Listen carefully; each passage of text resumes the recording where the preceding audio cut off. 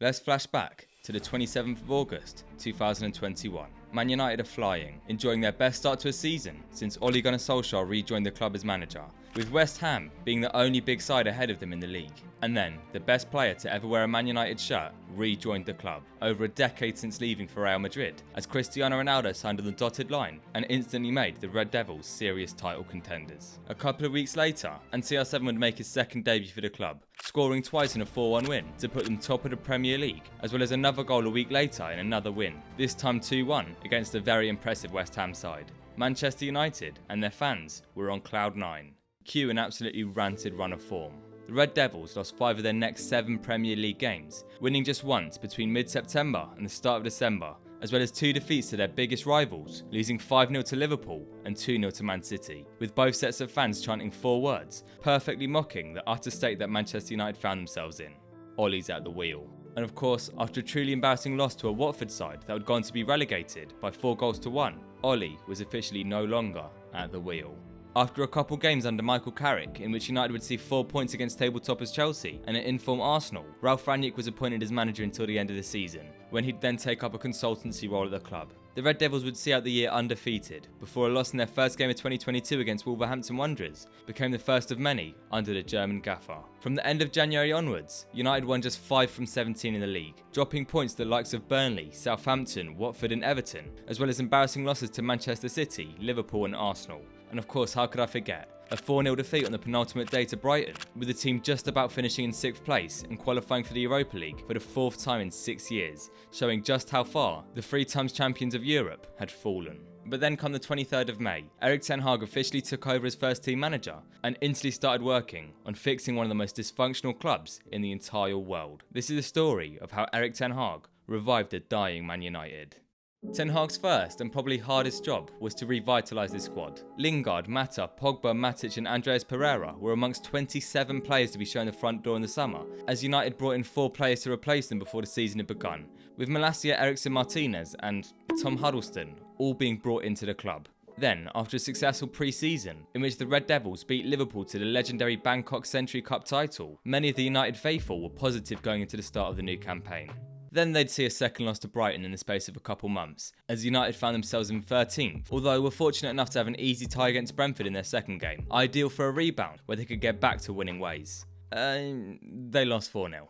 And for United, this proved that even though they were still early in their rebuild, more changes had to be made. And luckily for them, everything lined up perfectly, where after 9.5 years in the Spanish capital, Casemiro decided it was time for a change, and so on the 19th of August, he joined the Red Devils. 3 days later, their next game came round, and despite Casemiro being unable to make his debut, Man United beat Liverpool 2-1, and then saw victory again 5 days later against Southampton, where the Brazilian would make his first appearance. Not only this, but on the 30th of August, Man United and Ajax were finally able to agree a deal for Antony. He'd make his debut less than a week later, scoring the opening goal in a 3-1 win against table toppers Arsenal, as they rose up to 5th in the table, just 3 points off the Gunners. Now of course, there's a lot to cover after this moment, which I will do in a sec, but firstly I want to talk about a tactical shift at Old Trafford.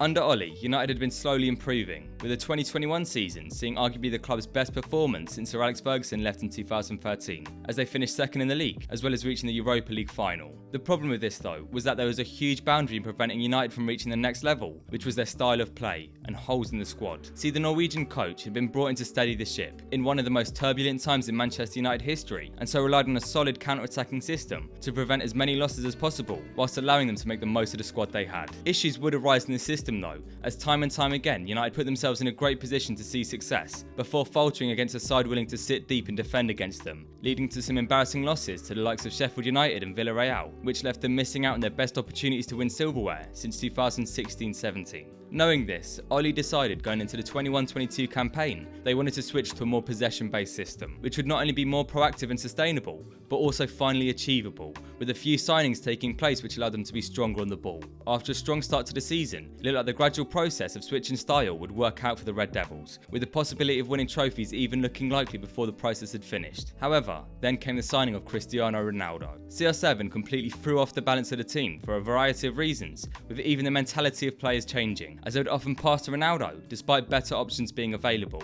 as they were nervous to disappoint their star man. Very quickly, performances started to drop, and as I mentioned earlier, Ollie was sacked. Ralf Rangnick then came in, the king of gegenpress, as he looked to save United's system, bringing in a more intense style of play into the team, hoping to get the most out of an underperforming group of players. But as we know by now, this didn't work, and dressing room issues that had been existent at the club for years multiplied.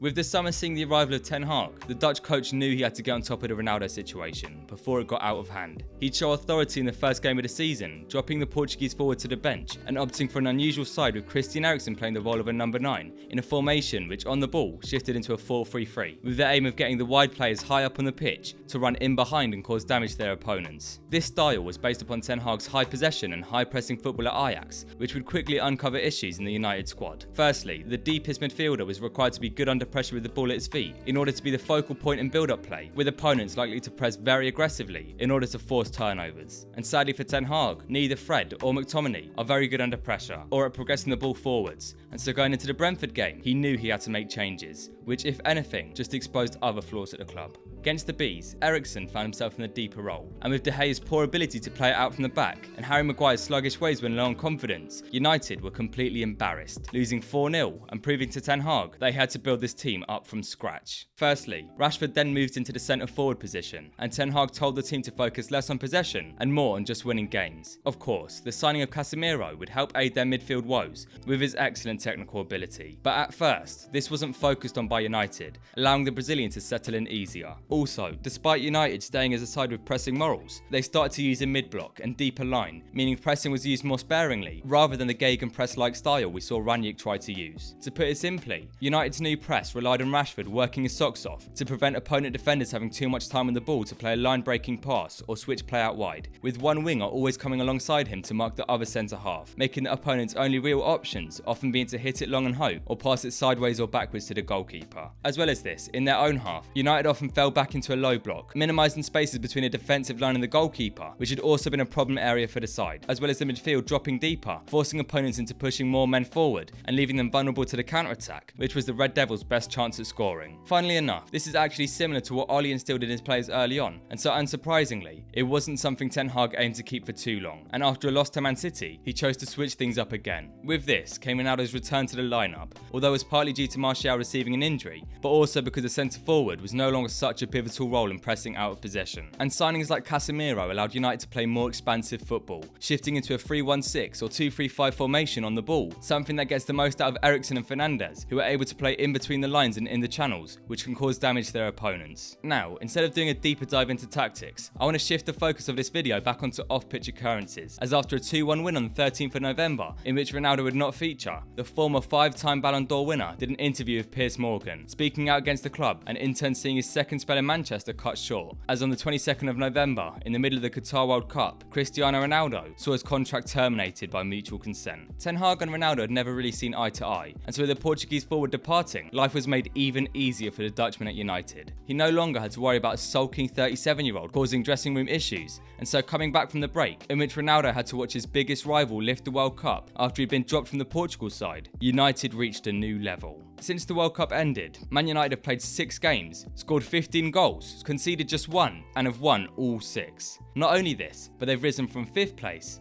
all the way up to 4th.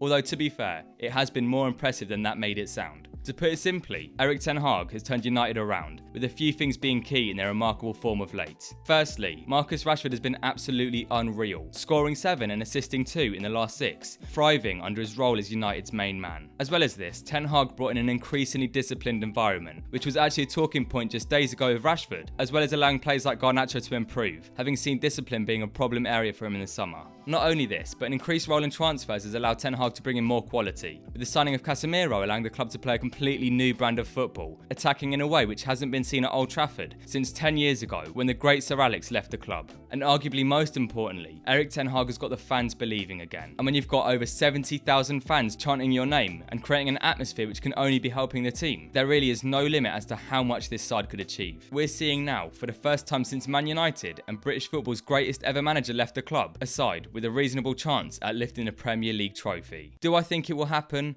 Of course not. But do I think it can happen? Absolutely. And so, if Sir Alex's tenure at the Red Devils taught you anything, it's to never count a confident Manchester United out. Thanks for watching, I hope you all enjoyed. If you did and you're new here, please click like and subscribe, as well as following all my socials, link in the description. But most importantly, of course, enjoy your day.